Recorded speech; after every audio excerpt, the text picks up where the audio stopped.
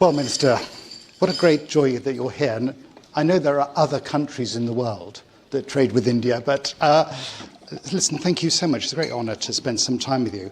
If I may, let me ask you some questions which are partly about the trade deal, but also generally about the UK and India. And the reason I say that is that I lost my temper with someone at dinner the other night.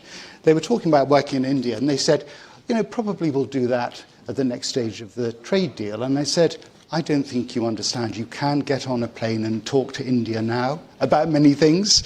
So let me ask you this question. If I think of, what's very striking when I spend time in India is the huge investment that your country is making in digital public infrastructure, manufacturing and green technologies.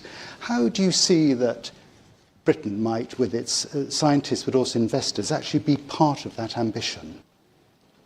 Thank you very much, Sir Ian, and I'm extremely sorry, but we've been in the midst of a lot of uncertainty all over the world. And therefore, I've been up almost half the night till 2 o'clock. Got back up at 6:30 in the morning for the first call of the day. But I still did my Hyde Park walk, by the way.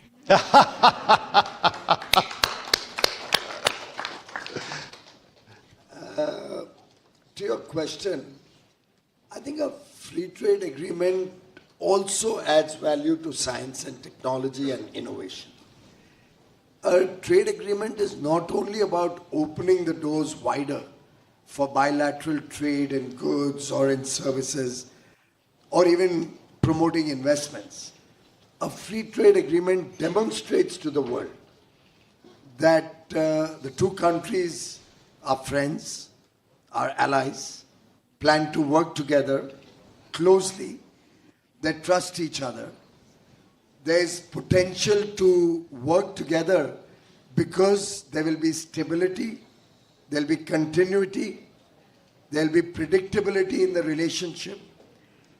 And of course, the trade agreement also covers things like the intellectual property rights. So when we do co-creation or co-design of any new technologies, you have the confidence that the IPR also gets strong protections. You have the confidence that you will be getting justice from any kind of misuse. So I think science and technology is something which will benefit. And India has chosen that over the next 10 to 15 years, we are going to massively invest in our innovation ecosystem. Government will be supporting people who wish to go down that route in India through subsidies, through grants, through long tenor funding. And our idea is that India should be at the cutting edge of technology. India should start providing the world, just like we did in the digital public infrastructure, newer and newer innovations coming out of the talent that we have in India. And I also believe innovation done in India will happen at a fraction of the cost at which innovation will happen anywhere else in the world. So with your salary levels, and if you don't mind my saying so, with a lack of, I'm being as nice as I can, with a lack of adequate young talent is what I'm stressing on. Yeah. You have a lot of talent otherwise, Sir Ian, but young talent is what I'm talking about. And with the fact that the costs of any work that has to be done in America, in Europe, or the highly developed countries with high per capita incomes, makes that cost at least 10x of what it would be in a country like India. So should somebody be willing to put in, as the government of India is, about $12-13 billion which we have decided to put into innovation from the government, we are actually investing almost $150 billion worth of innovation coming out of India. And post the COVID pandemic, the world has woken up to a new reality. The world has woken up that if we could do so much working out of home. And sadly, I'm told there are many parts of the world, I don't know much about UK, but there are many parts of the world where people have still not got back to the office. Either they're doing hybrid working, they come into the office once or twice a week, if at all they do, which leads us to believe that then why the hell should they be moving people into the developed world and struggling with immigration and mobility and all of that? Might as well just do the work in India, leverage the huge talent and youthful population, and get that innovation to serve the world. So that's the direction in which the Indian government is going. I think it's a win-win for friends and allies like the UK and India, and possibly Oxford would benefit a lot by doing the next vaccine research in India. Very clever answer. Just to reassure you, I'm in the office 8 days a week, Minister. Yeah, that's why I instantly feel I like you so much. But let's just dwell on that. I mean, and in terms of India's ambitions, I mean, in terms of the global picture, manufacturing, supply chains, I mean, India has some pretty seismic ambitions. Just speak a bit more about that in terms of the global trading system and where India is going to be in that. When I look at India's current contribution to global trade, it clearly demonstrates a huge possibility to grow in the future. Over the last few years, our focus on quality and better quality standards so that India is recognized world over as a producer of quality goods or supplier of quality services. Our focus on creating capacities to scale, our focus on entering into robust trade agreements with the developed world. There was a point of time 15 years ago when we were more focused on doing agreements with really countries who are our competitors. So if I do an ASEAN agreement with Indonesia and Malaysia and Vietnam and Thailand and Cambodia and Laos, which was done 15 years ago before we came into government, it really is silly because I am giving or opening up my market to my competitors, and many of whom have now become the B team of China. So effectively and indirectly I've opened up my market for goods that find their way from China into India. Instead of that, what this government is focusing on is having robust agreements as we did with Australia and are now negotiating with New Zealand, another 3 or 4 months. What we did with UAE and are now close to closing a second in the Gulf and may possibly start with other members of the Gulf region, rich countries.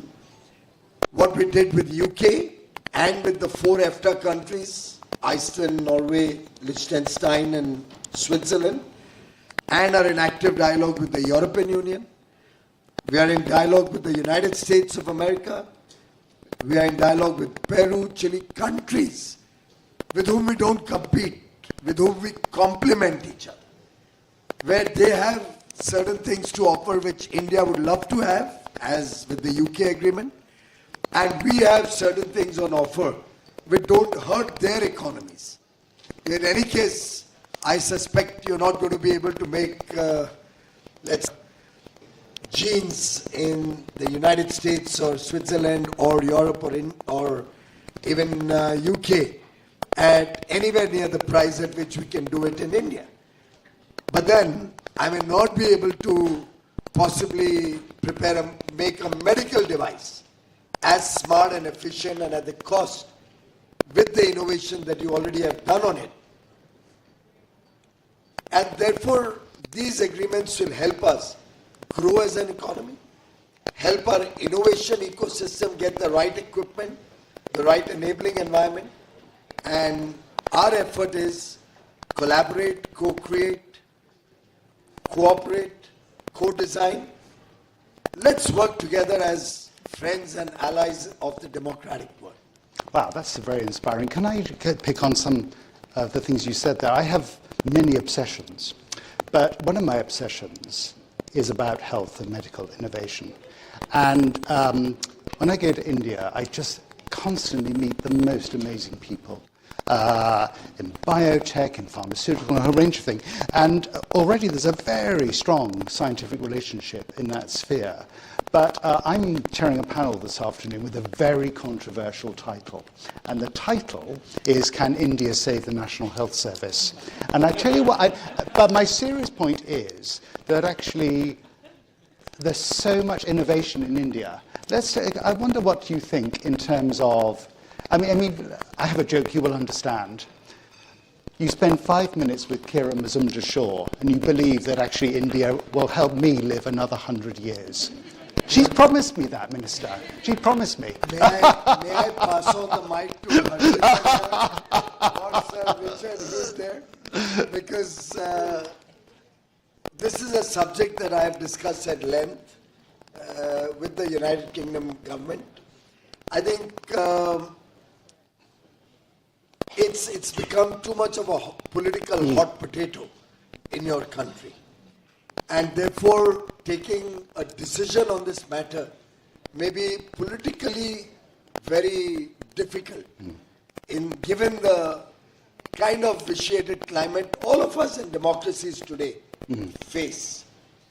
Otherwise, what you say makes a lot of eminent sense. I mean, I'm told, and I may not be entirely correct, but you would know better, that if you need a dentist appointment today, you may actually land up getting one after a month. I don't know how far that's true or not true, or if you need a serious heart surgery, you may not get one in 24 hours, it may take you longer. Whereas India, a 9-hour flight away, can actually, including the cost of travel and any other cost that may be incurred, provide you all of these services wherever the NHS is with long queues or long delays. We can help provide that at a fraction of the cost, much smarter and better, without causing any job losses in UK. In fact, again, only supplementing and complementing the effort so that the citizens of United Kingdom and the residents of the UK live a healthier and happier life. I mean, I know that a toothache or a kidney stone problem can be literally worse than labor pain. Yeah. But, well, you just pump the patient with painkillers, or with your innovation and smarter emitting pain patches, what's that, painkiller patches, maybe you can do it more efficiently. But every chemical that you're putting into a patient ultimately has some reaction somewhere or the other. I'm not a doctor. I'm a simple little chartered accountant. But even I know that these chemicals do us no good. So I think it would make a lot of eminent sense, but we will need to have a political environment in which one can discuss these things, or even partially start looking at only those areas where we can cooperate without at all, I can guarantee you, hurting any jobs or any elements of your local industry. You see, that's so interesting, Minister, because you used a very interesting phrase when you talked about co-developing. And I think that must surely be a clue here, that in terms of the narrative about cooperation, it's about joint enterprise with some of these solutions. Can I just, well, as time presses on, we had a very, because one of the key things in medicine is about really understanding big data and its implications for our lives. And some of us were at a breakfast this morning with Rishi Sunak, who said something very funny, but led to a bigger question. So in Britain, 60% of people are very anxious about artificial intelligence. And in India, 60% of people are really excited about, but his serious point was that actually the power of our two countries to achieve two very difficult things. One is to really embrace the potential of AI, but also the ethics of AI as well, because we are two great democracies. I wonder, what do you think might be the opportunities for Britain and India in terms of the next industrial revolution? Sir Ian, I think artificial intelligence is an area that India is absolutely going to adopt, is going to bring into our working. We do not see this as an area of concern that will lead to job losses. In fact, given our talent in the country, I think this will open up many, many more avenues to help the world in terms of data, in terms of decoding new possibilities with AI. So we are only looking at it as a need to retrain our people, to reskill our talent, but adopt it, look for regulation to provide for ethical use of AI, and safeguard against misuse. And misuse can be terrible through AI with all the fake videos going around, the fake tweets going around, and all the memes in the system. Very often the cheating that's happening with people getting videos which seem very genuine but are totally false, and people may be skimmed off their money or whatever using such fake videos. So there are serious concerns. But to solve those concerns also you need the human mind. Yeah. So end of the day, as just like me, most Indians are convinced the human mind will always be supreme. You get the best of AI, the human mind has created it and will be able to tame it, and ultimately will be superior to any kind of AI. That I'm absolutely sure. And for anybody who's not convinced can watch the last Star Wars movies or whatever has come out. Or even Mission Impossible for that matter. Minister, I like you more and more. I'm also a chartered accountant, and I also like science fiction. Why has it taken so long for us to meet? That's wonderful. But I want to add one small element to this. Artificial intelligence has one big danger which has not yet been recognized, I think, adequately. And an august and distinguished group of friends like in this room should reflect on it, I think. I remember when I was doing my chartered accountancy and computers had just got introduced in the 80s. I'm revealing my age also.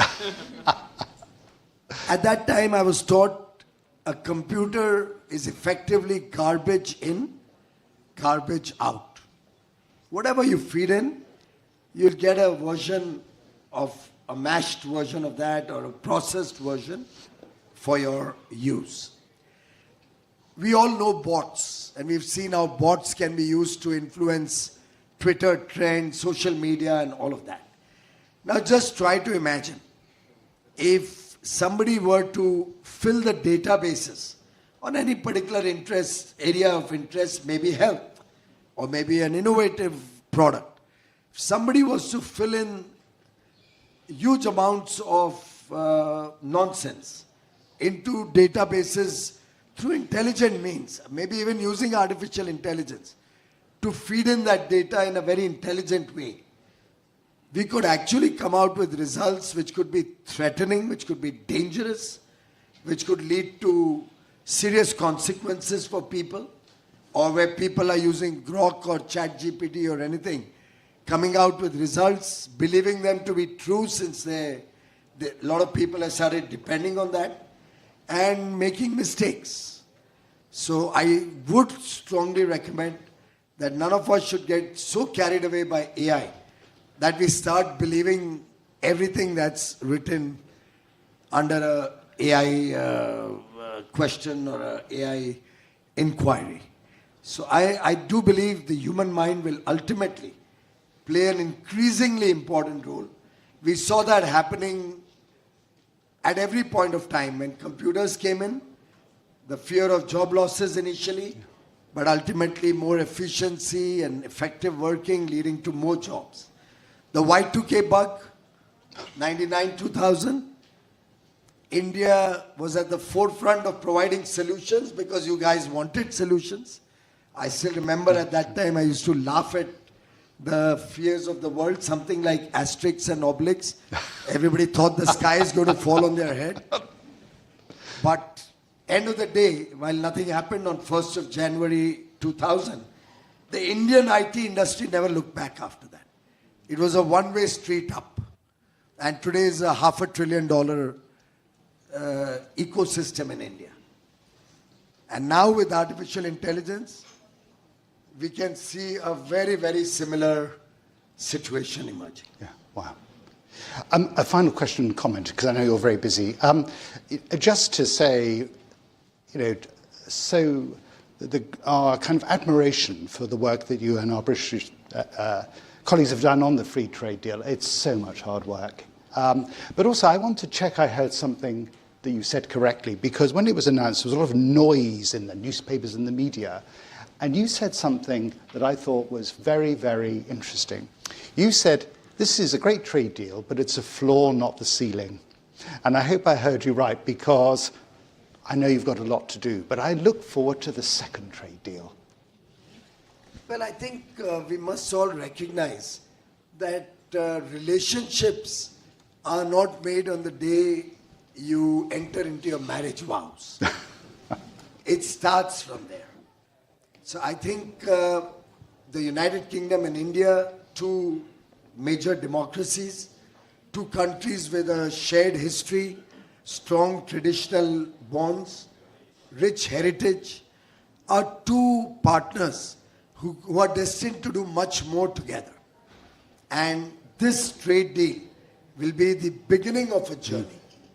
I think as it evolves, as businesses start seeing benefits out of it, as more and more people start finding the virtues of a very fair, equitable and balanced arrangement that has been made between two very different economies. End of the day, one must respect that this was a 1.4 billion people market doing a trade deal with a 70 million people market. You must recognize that today, India is a $2,500, $3,000 per capita income country. But aspiring tomorrow to grow from a $4 trillion to $32 trillion economy in the next 22 years. By 2047, when we celebrate 100 years of independence from you. We were doing so well. But the UK, also a $4 trillion almost today, does not have the same potential in the next 22 years or even thereafter. So we had to create a balance, and that is what I think has been very smartly achieved between both the governments. As we are all aware, a lot of the negotiations took place in the erstwhile government. I must commend the current government for having committed to me well before your election, encouraging me to close the deal with the previous government. Believe me, encouraging me that you're free to close the deal with the previous government, and whatever you finalize, should we come into power, we will honor. And after coming back into government after a long hiatus, the Labour government has not backtracked on almost anything, or rather, why do I even use the word almost? Has not backtracked on anything that was pre-negotiated before the election and has only built upon it, which I would like to respectfully submit is truly the strength of the UK democracy. I commend all of you for that, and I'd like to commend both your political parties for that maturity that they have shown. I wish we had an opposition equally mature who wouldn't come to your land and to Oxford University and run down his own nation. Thank you. Well, ladies and gentlemen, I think we'll all agree we've had a wonderful time with the Minister. We've discovered not only is an epic, compassionate negotiator, he's also a science fiction fan and actually a man with a great sense of humour. But joking apart, it's been a great privilege to have you here and have your words of wisdom. And ladies and gentlemen, I think a rousing round of applause for the Minister. Thank you very much. That was very impressive. Thank you.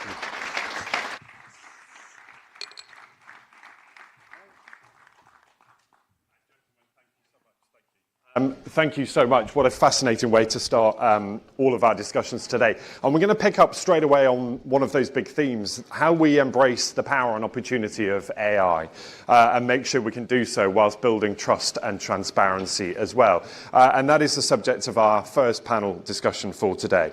I'll introduce you to my